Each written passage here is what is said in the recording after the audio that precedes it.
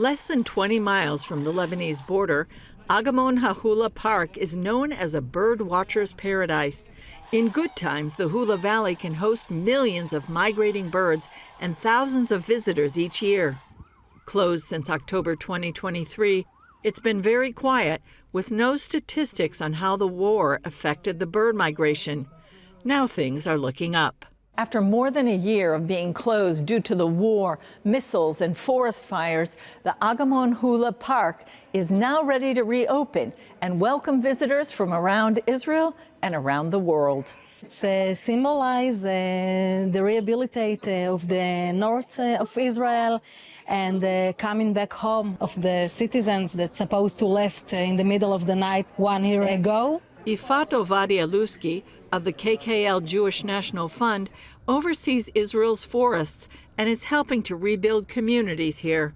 She says although northern Israel has never experienced anything like this, hope is strong. We have the evacuees people and the fires, and this site was closed more than a year.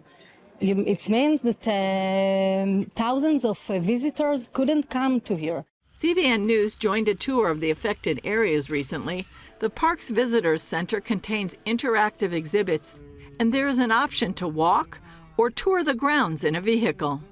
The war throughout northern Israel damaged around 5,000 acres of forests. We had a lot of streams and springs, aquatic environments that were polluted, and open areas that were polluted by oil and benzene from the army vehicles.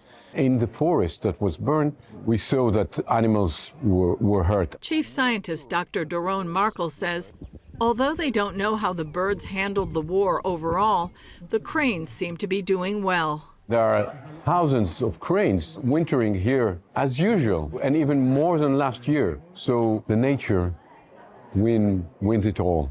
Itamar Katz, head forester of the Golan Heights, says the war has kept his crews busy. More than a third of all of our forests burned. If we talk about open areas, we're talking 4 times what I just said. Sadly, the biggest culprit behind the forest fires, he says, has been Israel's interceptor rockets. They created so many fires. I mean, they saved countless amounts of lives.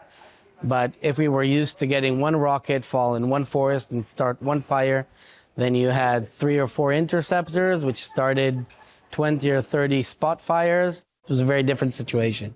Often preventing them from doing their job.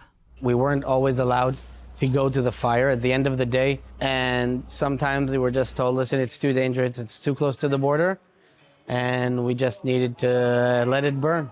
Head veterinarian Rona Nadler-Valenci started to treat animal patients primarily injured by human presence when the Agamon Wildlife Rehabilitation Center opened about 5 years ago.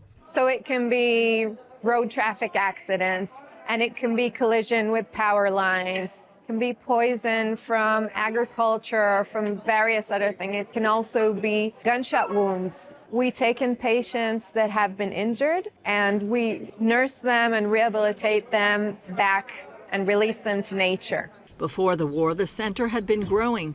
And then the war kicked in, and we had to learn how to work in a very different reality. So in the beginning, all of our staff, including myself, we had to evacuate because we're all from here, from the Galilee. Thus, the center had to close. In fact, we had to release all of the animals and hope for the best. But eventually, we just came back because we really needed to be here for the animals.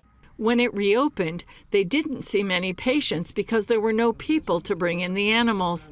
Only soldiers in the war zones found them. We saw a lot of injuries that are related to the war. So if it would be collisions with army vehicles or animals entrapped in fire zones. Now kkl-Jewish National Fund is shifting gears, looking toward the future. Valenci says they hope to build a new animal hospital. A new hospital so that we can have an impact, a greater impact, and take in more patients and treat more animals every year and release them back to nature. Markel told CBN News reopening the visitor center is an important step. It can be a day of change a day that we will start the reclamation and rehabilitation, not only of people, but also the nature. The key here is to study before you do, and when you do it better. We call it build back better.